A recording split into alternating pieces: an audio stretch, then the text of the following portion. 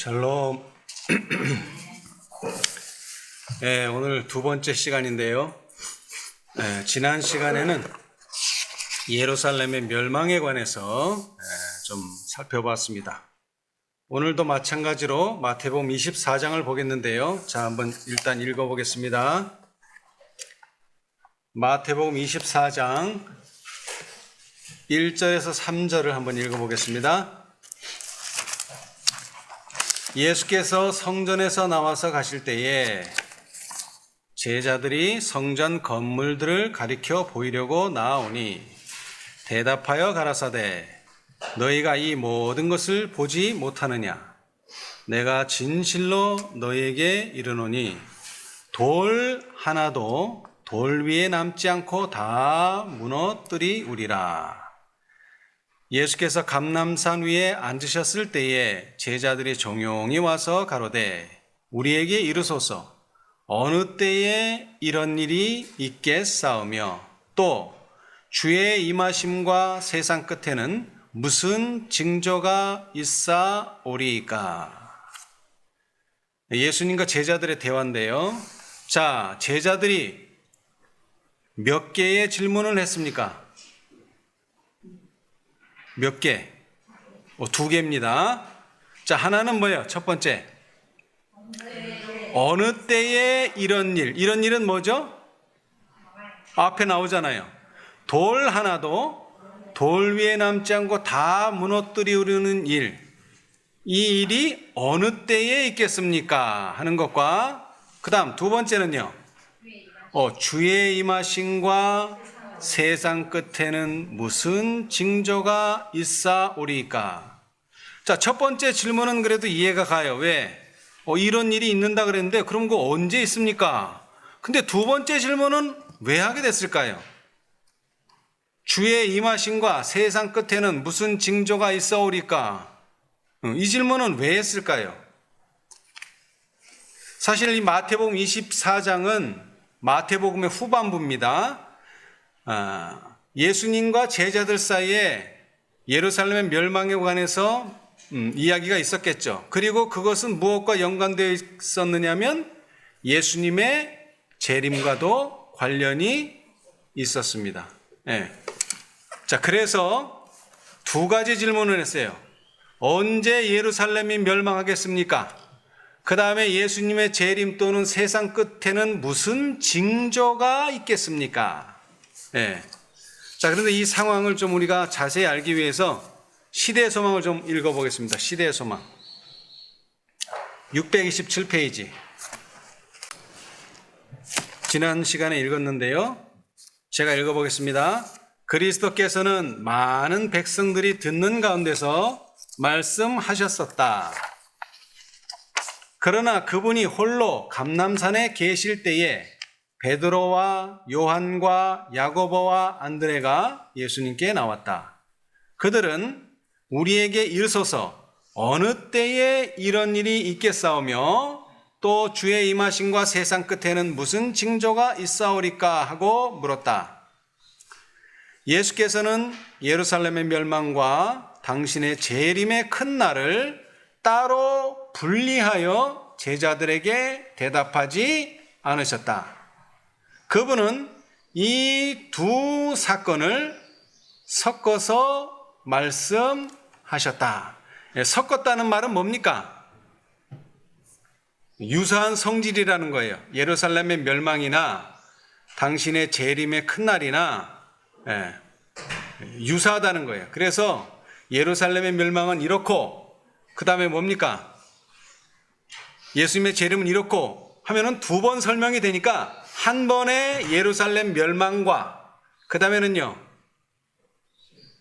세상 끝 또는 예수님의 재림을 한꺼번에 말씀하셨다. 뭐 이런 뜻이에요.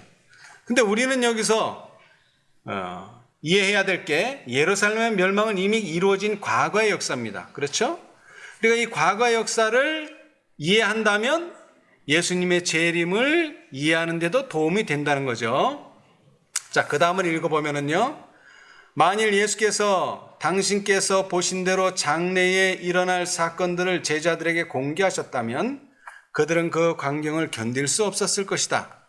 그들에게 자비를 베풀어 그분은 두 큰 위기를 섞어서 설명하시고 제자들이 스스로 그 뜻을 연구하도록 하셨다. 이 부분이 중요합니다. 자, 예수님께서 24장에 답을 써놓으시고 징조도 말씀하시고 때도 말씀하셨는데 그것은 그냥 액면 그대로 가지고는 설명이 되지 않는다는 거예요. 뭐를 해야 된다고요? 그 뜻을 연구를 해야 된다는 거예요. 연구가 필요하다는 거예요. 예수께서 예루살렘의 멸망을 언급하셨을 때 그분의 예언의 말씀은 그 사건을 넘어 주께서 일어나사 세상의 죄를 심판하셔서 땅이 더 이상 죽임을 당한 자들의 피를 숨기지 못하고 그대로 드러내 놓을 수밖에 없는 그 최후의 날에 일어날 대재화의 사건에까지 미쳤다. 이 모든 말씀은 제자들뿐만 아니라 이 세상 역사의 마지막 장면에 살게 될 사람들을 위하여서도 주어질 것이다. 예. 그래서 섞어서 말했다는 말은 예루살렘 멸망의 사건과 관련된 일이 무엇과도 관련이 있다고요? 재림과도 관련이 있다는 겁니다. 근데 자, 다시 강조합니다만 질문은 두 개예요. 언제 이런 일이 있겠습니까? 그 다음에는 주의 임하심과 세상 끝에는 무슨 징조가 있사오리까? 자, 제자들이 생각할 때 예루살렘의 멸망이 먼저 옵니까? 예수님의 재림이 먼저 옵니까? 멸망이 먼저 오죠. 그러니까 멸망이 먼저 오니까 이것은 시간을 물어봤어요. 언제 예루살렘에 멸망합니까? 그 다음에 재림은요? 예수님의 재림 때는 무슨 징조가 있겠습니까? 예. 그런데 아까 섞어서 말씀하셨다고 그랬잖아요. 이 24장을 다 읽어보면 예루살렘을 멸망하는데도 뭐를 보여주셨죠? 징조. 무슨 징조예요? 그 징조를 말씀하셨어요. 그러면서 거기에 또 뭐도 있어요? 때도 들었어요. 그 다음에 반대로 여기 예수님의 제자들은 주의 임하심에 또는 세상 끝에는 무슨 징조가 있겠습니까? 했지만은 징조만 말씀하신 게 아니고 재림도 뭐가 들었어요? 때가 들어있어요. 그러니까 질문은 두 개인데 답은 네 가지가 나와요. 예루살렘의 멸망에 관한 징조와 때, 예수님의 재림에 관한 징조와 때, 이게 다 들었다는 거예요. 자, 그래서 결론적으로 말씀드리자면 이 예루살렘이 언제 멸망했죠? AD 70년. 자, 그런데 이 70년에 멸망했는데 그때는 어디에 들었냐? 징조는 이제 우리가 아까 봤듯이 거룩한 것에 서는 것을 보면은 그게 징조인데, 근데 때는 어디 들었느냐? 때는 여기 들었죠. 자, 마태복음 24장 34절.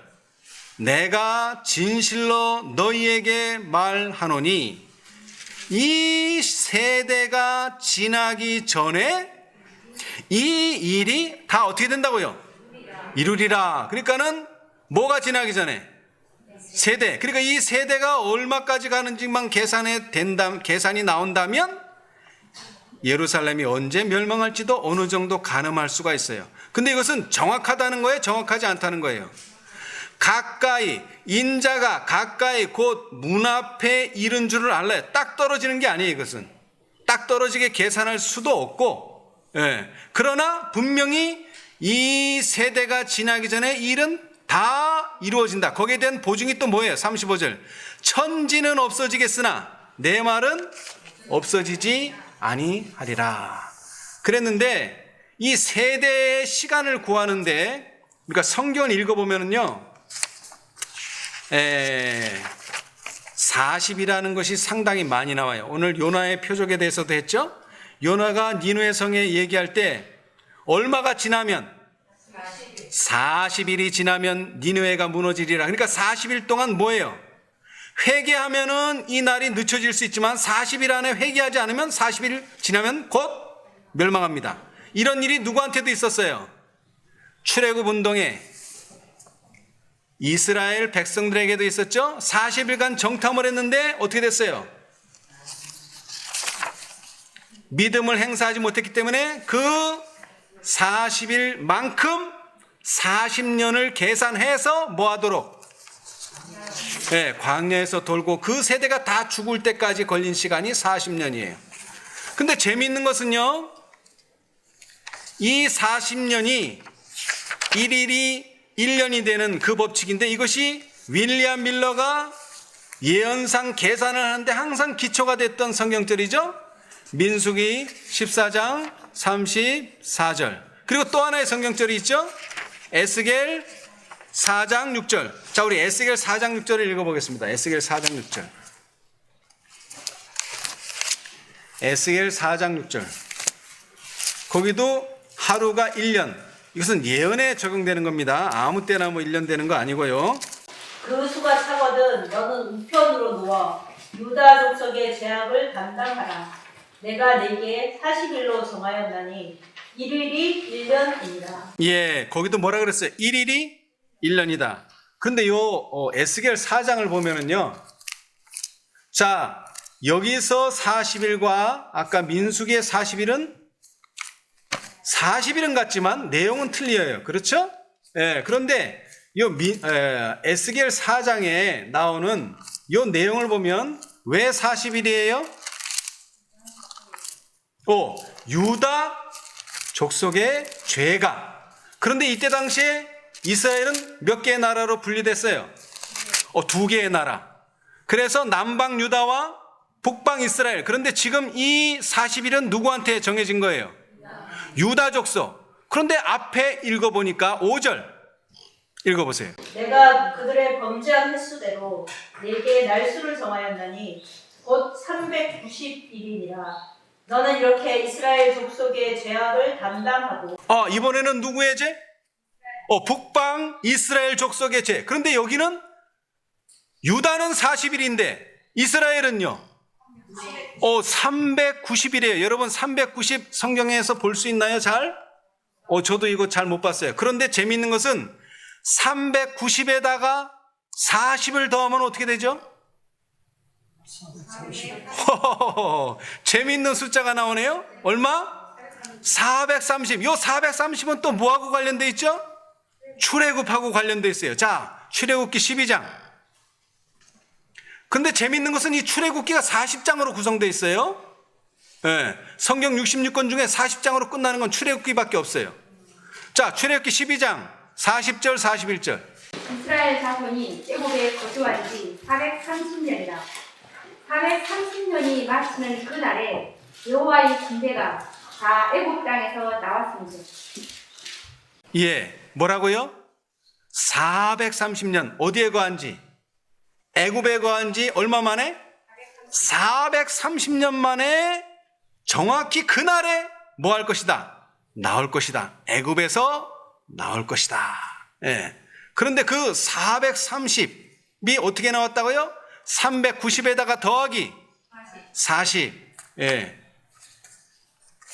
자, 그래서 이 40이라고 하는 숫자는 이스라엘에게 상당히 중요한데 이것이 민수기 시대 출애굽기에서 민수기에 의해서 한 세대가 40년으로 적용이 돼요. 그러면은 얼마죠? 자, 이 세대가 끝나기 전에, 그러니까 최소한 언제까지는 멸망하지 않을 수 있어요? 71년이 지나서는 멸망 안 해요. 언제? 71년이 되기 전에 멸망해요. 근데 왜 1년이 빠졌을까요? 딱 71년에 하면 얼마나 좋아요. 그렇죠? 계산하기도 좋고. 그런데 로마서에 보면은요, 우리 개역성경에는 그렇게 돼 있지 않는데, 자, 일단 개역성경을 한번 읽어보겠습니다. 로마서 9장 28절. 주께서 땅 위에서 그 말씀을 이루사 필하시고 끝내시리라 하셨느니라. 예, 그렇게 간단하게 돼 있는데 킹제임스, 우리가 킹제임스를 보는 이유 중에 하나는 원어를 그래도 가장 현대, 우리가 읽을 수 있는 번역본으로 가장 잘 번역해 놓은 책이 킹제임스예요. 이게 영어인 게 좀 안타깝지만, 자, 그 9장 28절을 킹제임스는 이렇게 말하고 있어요. 그분께서 그 일을 끝마치시고 의 안에서 그것을 단축시키시리니 이는 단축된 일을 주께서 땅 위에서 이루실 터이기 때문이라 하느니라. 뭐 하겠다고요? 단축하겠다. 네. 근데 여기서는 1년이 단축됐어요. 자, 그런데 여기서 중요한 게 하나 있어요. 이 24장에 예루살렘 멸망의 징조와 때, 그 다음에 예수님의 뭡니까? 재림에 관한 징조와 때가 다 나와 있는데, 중요한 게 뭐냐면은, 자, 마태복음 24장 32절. 무화과 나무의 비유를 배우라. 자, 뭐를 배우라? 네. 여러분, 예수님께서 배우라고 말씀하신 적이 몇 번 있죠? 배워라 좀. 뭘 배워라? 오늘 설교 시간에도 했는데, 물론 온유와 겸손이지만은, 자, 마태복음 11장 29절. 나는 마음이 온유하고 겸손하니 나의 멍에를 내고 내게 배우라. 자, 뭐를 배우라? 내게서 배우라. 나를 배우라. 나를. 네, 나를 배워라. 근데 재밌게도 이 배우라는 말이 마태복음에만 참 많이 나와요. 배우라는 그 글자 자체가 5번 나오는데 신약에만요. 구약에는 없고, 그런데 이 3번이나 마태가 이야기했어요. 자, 그 앞장 9장 13절. 배우라 그랬어요, 또. 너희는 가서 내가 검표를 원하고 제사를 원치 아니하노라 하신 뜻이 무엇인지 배우라. 예, 뜻을 배우라. 뜻. 제사가 중요한 게 아니다. 그 마음이 중요하다. 배워라. 그 다음에 자, 지금 읽은 마태복음 24장 32절. 뭐를 배우라? 무화과 나무 빼고 비유를 배우라. 자, 여러분, 마태복음 24장은 뭔데? 예언이에요, 예언. 앞으로 일어날 일. 무슨 일? 예루살렘 멸망, 예수님의 재림. 그런데 뭐를 배우라? 예언 얘기하시다가 갑자기 뭐를 배우라? 비유를 배우라. 비유. 비유는 말 그대로 비유인데 왜 예언과 비유가 이게 어떻게 매칭이 되느냐 이거예요. 자, 이 비유가 뭘 설명하고 있을까? 비유는 여러 가지 설명을 해요. 성격도 설명할 수 있고, 징조도 설명할 수 있고, 여러 가지 설명할 수 있는데, 지금 이 마태복음 24장 32절에서 배워야 될 비유는 뭐를 가르쳐 주는 비유예요? 때. 자, 비유 중에서도 무슨 비유? 무화과 나무의 비유. 그러면 무화과 나무의 비유에서 뭘 배우느냐? 그 가지가 연화해지고 잎사귀를 내면 뭐가 가깝다? 여름이 가까운 줄 아나니. 자, 여러분, 추수는 언제 합니까? 가을에. 무화과도 예외는 아니에요. 가을에요. 근데 지금 이거는 추수 때가 가깝다는 게 아니고 뭐가? 추수하기 전, 가을이 오려면 뭐를 지나서 오죠? 여름. 추수하기 전에 계절이 가깝다는 것을 알아야 돼요. 이 미련한 처녀가 왜 실패했어요? 가을에 가서 준비하려니까 이게 안 되는 거예요. 가을에 가서. 뭐에 준비해야 되는데? 여름에 준비해야 되는데 여름에 준비가 안 되니까 가을에는 준비가 안 돼요. 그래서 여기서도 마찬가지예요. 한 시즌 먼저 가르쳐 주는 거예요. 한 시즌 먼저. 그런데 그 비유는 뭐를 가르쳐 준다? 때를 가르쳐 준다는 거예요. 때. 예. 제가 요즘에 깨닫는 것은 뭐냐면은 이 비유를 그냥 영적 교훈으로만 치부해서는 안 된다는 거예요. 뭐가 나온다고요? 거기에 때가 나온다는 거예요. 때. 비유 속에서 때가 나와요. 때. 예. 오늘도 제가 그것에 대해서 좀 설명을 드리고자 하는데, 자, 아까도 말했지만 이 40년, 아까 말한 그 민수기 14장에 나오는 그 40년은 무슨 결과로 40년이 나왔죠? 한 땅을 가서 정탐을 했어요. 그랬는데 그 정탐한 기간이 얼마? 40년. 그때에 뭘 가지고 왔죠? 포도 한 송이. 그런데 이 포도 한 송이가 얼마나 큰지 장정 2명이서 메고 왔어요. 그렇죠? 우리가 듣고 있는 것처럼. 자, 그런데 그 포도를 가져오려면 뭐가 있어야 돼요? 포도원이 있어야 되겠죠? 자, 우리 포도원에 대한 비유를 하나 읽어보겠어요. 포도원에 관한 비유. 마태복음 20장. 마태복음 20장. 이 성경이요, 다 연결되어 있어요. 다 연결. 바퀴 속의 바퀴처럼 아주 촘촘하게 연결되어 있어요. 자, 제가 읽어보겠습니다. 천국은 마치 품꾼을 얻어 어디에? 포도원에. 자, 포도원에 일하러 갔으면 뭐를 소출할 수 있을까요? 결론적으로 가을에 가면 포도가 나오겠죠, 당연히. 포도원에 들여보내려고 이른 아침에 나간 집주인과 같으니 저가 하루 한 데나리온씩 품꾼들과 약속하여 포도원에 들여보내고 또 제3시에 나가 보니 장터에 놀고 섰는 사람이 또 있는지라. 저는 이런 사람 처음 봐요. 자기 일에 맞춰서 일꾼을 불러야 되는데 사람이 놀고 있다고 일하러 데려가고, 또 11시에도 마찬가지죠. 어째요 종일토록 놀고 여기 서 있느냐.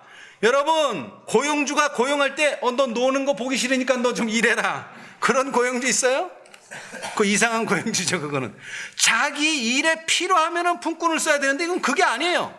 놀고 있는 사람만 이제 데려오는 거야. 놀고 있는 사람. 예? 자, 그런데 몇 번을 데려갔어요? 이른 아침, 제3시, 제6시, 제9시, 제11시. 몇 번? 5번. 5번. 어디로 갔어요? 포도원에 갔어요. 포도원. 네, 포도원. 자, 이 사람이 왜 품꾼을 썼습니까? 왜? 포도원에 사람이 모자라서 또 부르고 모자라서 또 부르고 모자라서 또 불렀어요? 아니요. 사람을 위해서 고용한 것이지 자기 포도원을 위해서 고용한 게 아니에요.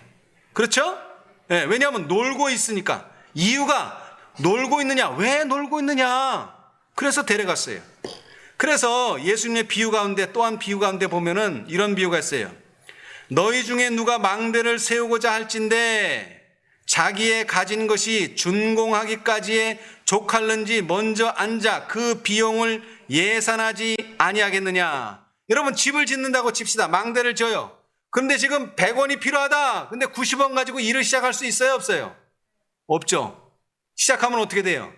부도 나는 거죠, 부도. 짓다가 여러분 가다 보면 흉악한 건물들 있죠? 일하다 보면 왜 그래요? 돈이 없어서 결국 그만둔 거예요. 그런데 이 포도원은 그런 계산 없이 시작한 것은 아니다. 다시 말하면 구속의 경륜은요, 아담이 타락한 후에 세워진 사후 고안이 아니었다. 이 경륜은 영세 전부터 감추었다가 알게 하신 그 비밀의 계시였다. 분명히 말하고 있어요. 이거는 계획이 돼 있었어요. 그런데 왜 5번이나 부르셨을까요? 이것은 우리가 여태까지 경험해온 사실과 뭐 다를 게 없어요. 왜 그렇죠? 첫째 천사, 둘째 천사, 셋째, 넷째, 다섯째 하면 딱 맞아요? 틀려요? 딱 맞죠. 예, 이 5. 예. 자, 그런데 마태복음 24장도 말합니다. 자, 31절 읽어보세요. 저가 큰 납달의 소리와 함께 천사들을 보내리니 저희가 그 택하신 자들을 하늘 이 끝에서 저 끝까지 사방에서 모으리라. 아멘. 자, 여러분, 여기서 하늘이라는 말 대신에 뭐를 썼더라면? 땅. 이러면 이것은 정말 금상첨화예요. 그죠? 왜? 천사들이 계시록 14장에서 어디서 일해요? 공중에 날아가는 데인데, 그죠? 공중에 날아가는데 실제로는 공중에서 일하는 게 아니잖아요. 땅에서 일해요. 그죠? 그 다음에 계시록 18장도 그러고 뭐라 그랬어요? 하늘에서 내려왔다 그랬어요. 그러면 어디에 내려왔으면 땅이에요. 그래서 이것을 택하신 자들을 땅 이 끝에서 저 끝까지 사방에서 모으리라 이랬으면 참 이게 마지막 사업을 묘사하는데 안성맞춤인데 그렇지를 않아요. 다시 말하면 이 5 천사의 사업이 다 끝나서 그들이 공중으로 예수님을 영접하러 올라갔을 때에 실제적인 천사들이 사람들을 모으는 장면이에요. 그렇죠? 그러나 이것은 그것만 이야기하는 건 아니에요. 땅에서 이루어질 천사들의 사업도 묘사하고 있다는 거예요. 그렇죠? 자, 그래서 그 천사들이 몇 차례? 5차례. 예. 그런데 한 세대는 얼마다? 40년. 예. 그래서 가만히 생각해 보니까 이른 아침은 새벽이에요. 그러니까 0시에 0시, 쉽게 얘기하면 0시, 제3시, 제6시, 제9시까지는 다 몇 시간씩 텀이 있죠? 3시간씩. 예. 시간은 3시간이지만 한 세대예요. 이른 아침에 한 세대, 제3시에 한 세대, 제9시에 한 세대, 제6시에 한 세대, 제9시에 한 세대. 그래서 140년씩 4번을 하면 얼마입니까? 160년이 나오죠? 그런데 이 모든 기산점의 핵심은 뭐냐? 1844년 가을이에요. 선지자는 1844년 10월 22일이라고 말하지 않았어요. 왜? 그것은 날짜는 중요하지 않아요. 그때는 1844년 가을이 정확한 거예요.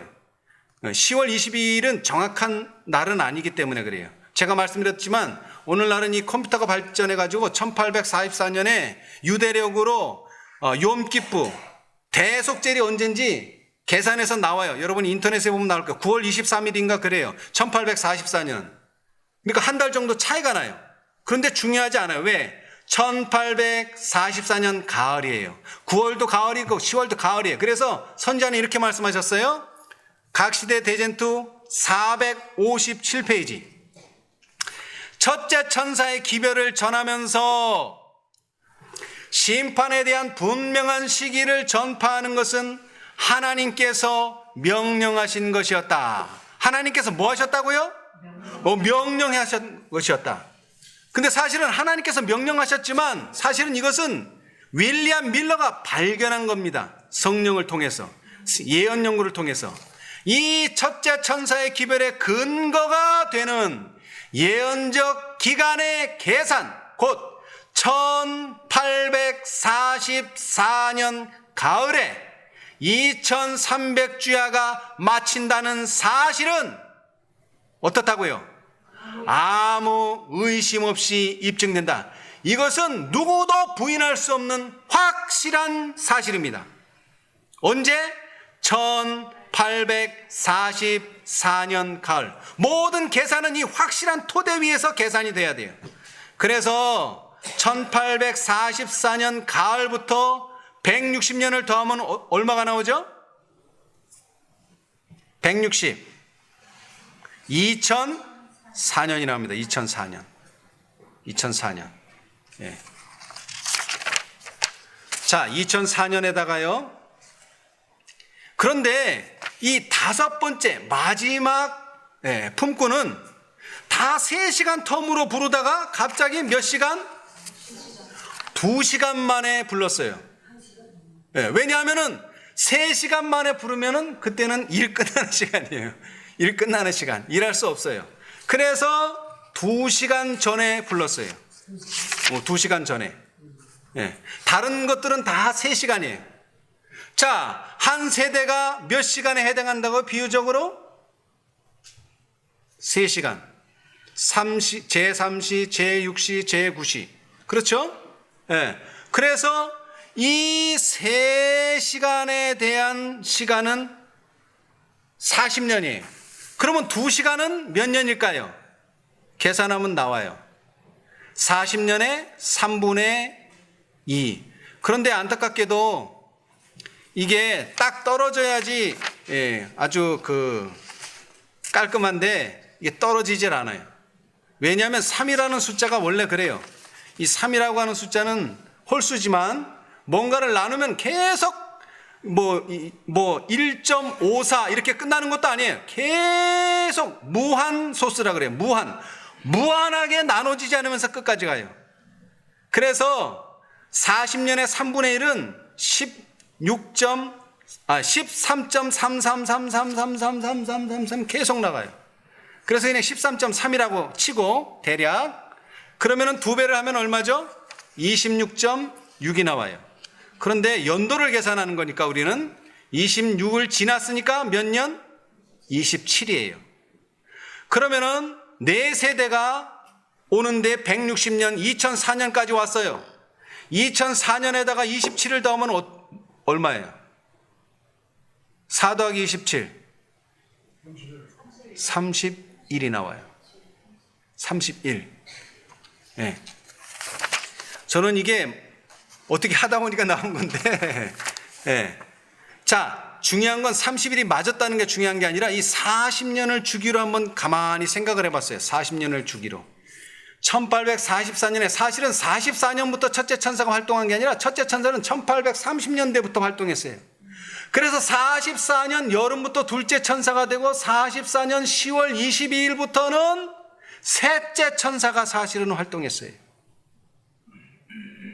그러나 시대적으로 40년씩 이렇게 나눈다면 1844년부터 40년, 1884년이 한 세대가 되고요. 그 다음에 1924년이 한 세대가 되고요. 그 다음에 1964년이 한 세대가 되고요. 그 다음에 2004년이 한 세대가 돼요. 자, 그런데 1844년부터 1884년 사이에 무슨 일이 벌어졌느냐? 제7일 안식일 예수 재림교회가 확고하게 교회로서 자리를 내리게 돼요. 이 1세대 동안. 그런데 2세대가 되면서 뭐가 돼요? 1888년을 맞이하게 되죠. 그러면서 이 교회는 라오디게아 상태에 빠지게 되고 그 다음에 1924년을 바로 넘긴 1925년에 무슨 일이 벌어지죠? 개혁운동이 설립돼요. 1925년 독일에서부터. 그런데 이 개혁운동이 어떻게 됐어요? 안타깝게도 또 1951년 이 3세대 때 개혁운동이 세워지기도 하면서 개혁운동이 또 분열이 일어나요. 1951년에. 그러면서 1964년을 맞이하는데 이 1964년은 아주 중요한 해예요. 왜 그렇죠? 아까 산에 가셨다 그랬는데 바로 1964년에 산에 가는 사람들이 생겨났어요. 왜죠? 노아의 홍수가 얼마? 120년.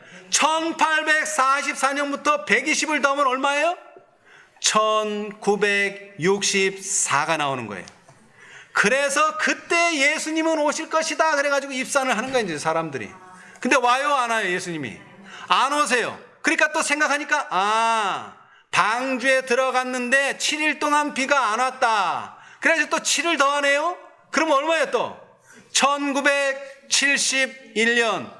이때 당시 아주 엄청나게 한국교회, 특별히 한국교회, 뭐 한국만 그러지 않았을 거예요. 외국에도 그런 사람들 아마 있었을 거예요.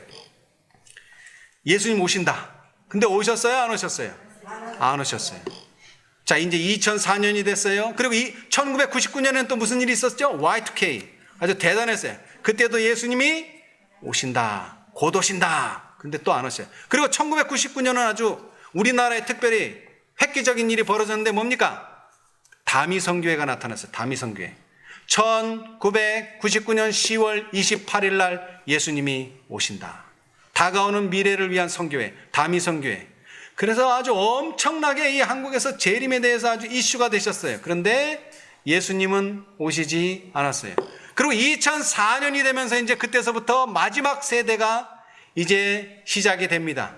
그런데 이 2004년으로부터 정확히 10년 후 2014년 3월 1일 무슨 날이에요? 안식일입니다. 안식일. 2014년 3월 1일 안식일. 그런데 이 3월 1일은 특별히 우리나라에게는 3.1절 대한민국의 자주독립을 외쳤던 뜻깊은 날이에요. 이 안식일에 전국에 있는 형제님들이 경기도에 있는 한 가정에 모였어요. 왜 모였느냐? 교회에 처한 심각한 문제에 관하여 서로 의논하기 위해서 모였어요. 우리가 그때까지만 해도 넷째 천사, 이 교회가 마지막으로 하나님의 사업을 마칠 것이다 했는데 교회 안에 심각한 아주 두 쪽이 나는 두 무리가 완전히 분리되는 심각한 문제에 봉착하게 됐어요. 우리가 그때까지 몰랐는데 성경에 이미 예언되어 있어요. 누가복음 12장 52절. 한 집에 5사람이 있어 분쟁하되 셋이 둘과 둘이 셋과 하리니. 우리가 이 안식일에 많은 토론을 했지만 결국 예수님을 다시 생각하게 되었어요. 예수님께서 지상에 계실 때 많은 시험, 마귀로부터의 시험, 이런 것들을 어떻게 이기셨는가? 어떻게 이기셨습니까? 기록되었으되. 마태복음 4장에 나오죠? 항상 예수님의 답은 기록되었으되 뭐뭐뭐, 기록되었으되 뭐뭐뭐, 이 세 가지 시험을 기록되었으대로 이기셨어요. 그렇다면 이 현재 교회의 심각한 문제도 어떻게 해결해야 돼요? 기록되었으되 말씀뿐이라는 것을 다시 한번 확인하게 되었습니다. 그래서 그 안식일에 예수님께서 마치 이렇게 말씀하시는 것 같았어요. 비록 무화과 나무가 무성치 못하며 포도나무에 열매가 없으며 감람나무에 소출이 없으며 밭에 식물이 없으며 우리의 양이 없으며 외양간에 소가 없을지라도 나는 여호와를 인하여 즐거워하며 나의 구원의 하나님을 인하여 기뻐하리로다. 주 여호와는 나의 힘이시라. 나의 발을 사슴과 같게 하사 나로 높은 곳에 다니게 하시리로다. 아멘. 하박국 3장 17절로 19절의 말씀입니다. 예. 자, 그리고 또 10년이 지났어요. 언제입니까? 14년에서 10년 지났어요. 올해입니다. 올해. 2014년. 근데 이 2014년이 되기 전에 무슨 일이 있었죠? 2019년에 무슨 일이 있었어요? 2019년. 네? 24년. 지금은 24년인데 24년이 되기 전에 2019년에 무슨 일이 있었냐고요? 코브이하고 19. 그 19가 뭘 뜻하는 거예요? 코로나가 시작된 지점. 그런데 사실 코로나는 12월 달에 시작했기 때문에 19년에는 아무 타격이 없어요. 타격은 20년. 가장 절정은 21년에 엄청난 타격을 주고 22년쯤에 조금씩 사그러지더니 작년에는 거의 없어지고 올해도 거의 없어졌지만 이 코로나19가 가져온 것은 아주 엄청난 파급 효과를 가져왔어요. 자, 누가복음 21장 25절을 보겠습니다. 누가복음 21장 25절. 1월 성신에는 징조가 있겠고 땅 위에는 민족들이 바다와 파도의 우는 소리를 인하여 혼란한 층에 권고하리라. 예. 자, 여기 뭐라 그랬어요? 어디에 징조가 있고? 1월 성신. 자, 조금 전에도 오늘 오전에 아침에도 했죠?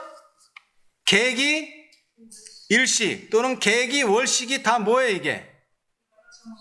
징조예요. 특별히 암흑일은 1830년대의 그 암흑일은 특별히 이 암흑일은 어디에서 일어났어요? 미국에서 일어났어요. 북미주에서 일어나는 징조는 우리가 그냥 그런가 보다 하고 지나가면 안 돼요. 뭐 중국에서 홍수가 났네 그런 건 중요한 거 아니에요. 어디서? 미국, 북미주에서 일어나는 일들은 우리가 눈여겨봐야 돼요. 그런데 거기에서 뭐가 일어났다고요? 계기일식이 일어났어요. 그것도 상당히 긴 시간 동안. 이건 하나의 징조예요. 근데 다시 강조하지만 징조만 가지고 예수님이 오시는 것을 생각하면 안 돼요. 뭐를 생각해야 돼요?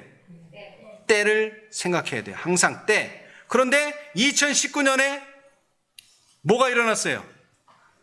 엄청난 재앙이 질병이 일어나서 정말 우리가 생각지도 못했던 상상하지도 못했던 일이 벌어졌어요.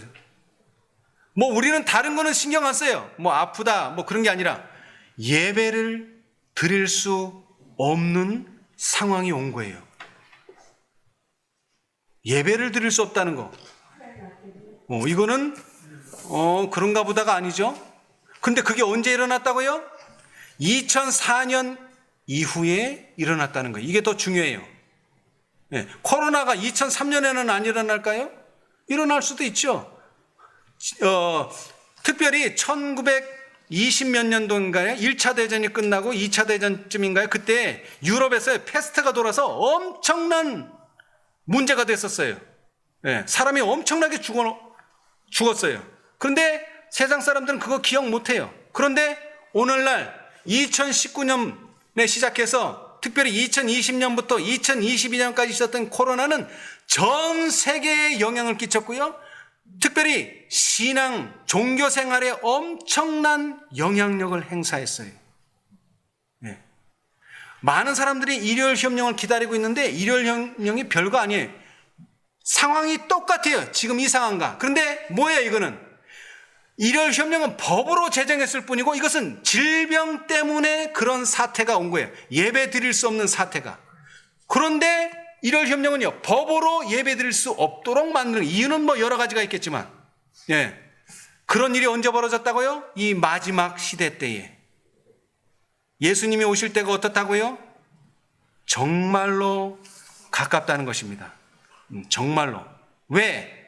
지금 우리는 마지막 세대에 살고 있어요. 마지막 세대. 2004년부터 2040년이 한 세대인데 거기서 좀 줄여서 3분의 2에 해당하는 2031년 사이에 예수님은 분명히 오십니다. 그리고 그것을 증명하는 사건들이 이 천연계 1월 성신에만 있는 게 아니라 여기 특별히 뭐라 그랬어요? 민족들이 땅에서는 자, 1월 성신은 어디에 있는 징조죠? 하늘에 있는 징조예요. 하늘. 근데 땅에서도 징조가 있어요. 민족들이 바다와 파도의 우는 소리를 인하여 혼란한 중에 뭐하리라? 곤고하리라. 이 곤고가 찾아왔다는 거예요. 코로나19로 인해서. 여러분, 이게 의학적으로도 사실 여러 가지 분리를 해야 되고 뭐도 해야 되고 해야 되지만 사실 코로나 때 종교활동을 못하게 한 이유 중에 하나는 뭐예요? 여론이에요. 다른 거 아니에요. 여론. 사람들이 야 그거 하지 마라. 거기에 정부가 협조한 것뿐이에요. 바다와 파도의 우는 소리. 사람들이 울부짖은 거예요. 떨어져라. 예배드리지 마라.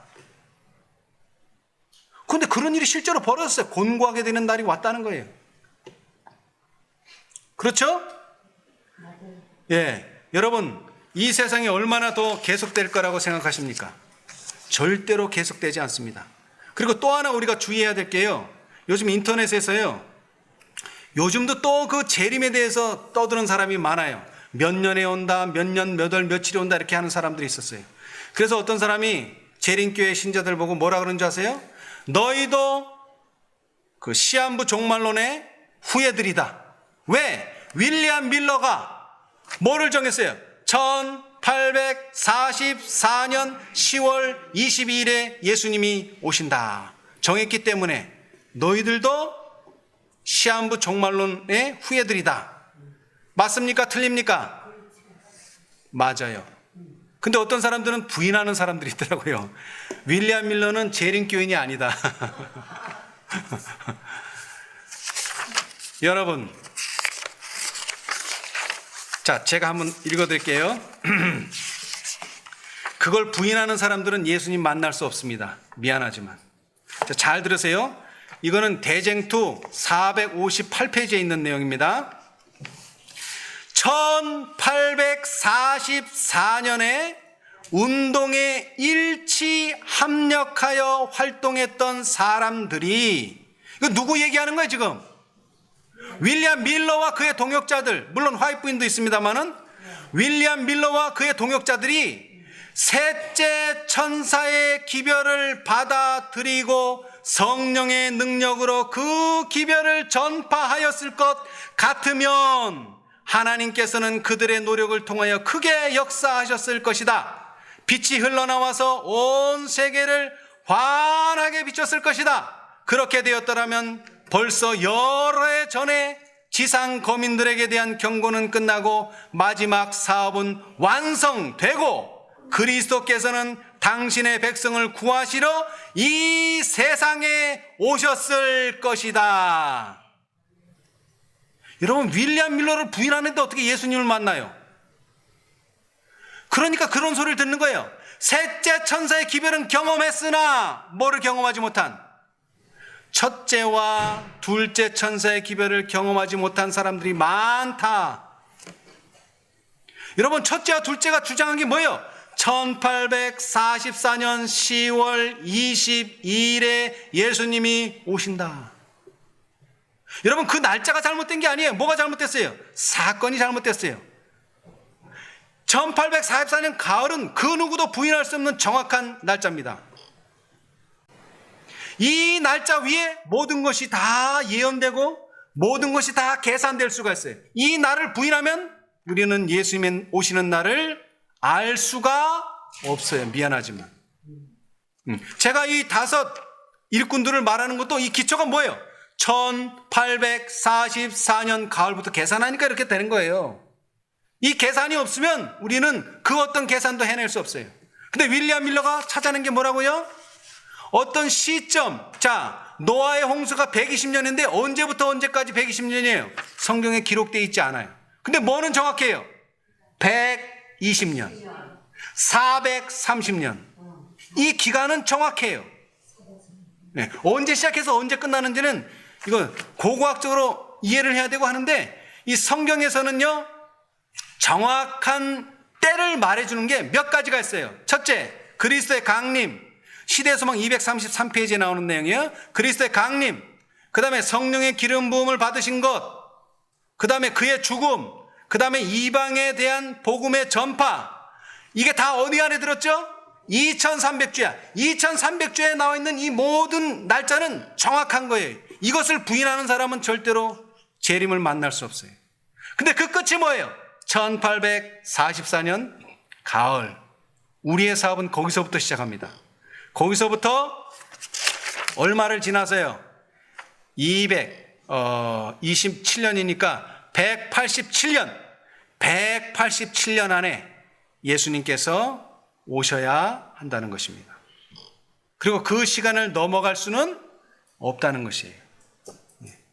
자, 여러분, 예수님께서 오시는데 하나님의 백성들이 준비하기를 기다리십니까? 준비 없이 기다리시기를 바랍니까? 자, 다시 한번 말씀드립니다. 데살로니가 전서 5장 한번 다시 읽어보겠습니다. 데살로니가 전서 5장. 그러나 날과 시간은 모릅니다. 그것은 평화의 언약을 말씀하실 때 예수님께서 알려주실 겁니다. 데살로니가 전서 5장 2절. 그의 날이 밤에 도적같이 이를 줄을 너희 자신이 자세히 아니라. 자, 6절까지 한번 천천히 읽어보세요. 너희가 평안하다 안전하다 할 그때 잉태된 여자에게 해산 소통의 이름과 같이 멸망이 호련히 저희에게 이르리니 결단코 피하지 못하리라. 형제들아, 너희는 어둠에 있지 아니하매 그 날이 도적같이 너희에게 임하지 못하리니 너희는 다 빛의 아들이요 낮의 아들이라. 우리가 밤이나 어둠에 속하지 아니하나니 그러므로 우리는 다른 이들과 같이 자지 말고 오직 깨어 근신할지라. 아멘. 자, 여러분, 5장 2절은요 이렇게 말합니다. 주의 날이 밤에 뭐같이? 도적같이 이를 줄을 안다 모른다? 안다. 자세히는 빼고 간단하게 도적같이 올 줄을 안다. 그런데 4절에서는 뭐예요? 그날이 도적같이 너희에게는 임하지 못한다. 분명히 말씀하셨어요. 왜? 너희는 뭐의 아들? 빛의 아들이요. 이 빛의 아들이라는 건 뭐냐면 여러분 화나면 보입니까? 안 보입니까? 보이죠. 여러분 눈이 2.0, 3.0 아니라 5.0이라도 밤에 불 끄면 아무것도 안 보여요. 빛이 있으니까 보는 거지. 눈이 아무리 좋아도 빛 없으면 안 보여요. 그런데 너희는 다 뭐의 아들? 빛의 아들이요 낮의 아들이라. 우리가 밤이나 어두움에 속하지 아니했기 때문에 예수님이 오시면 분명히 밤에 도적같이 오시지만 우리는 그분을 도적처럼 맞이하지는 않는다. 왜? 그분이 인자가 가까이 문 앞에 당도한 것을 알고 있기 때문에.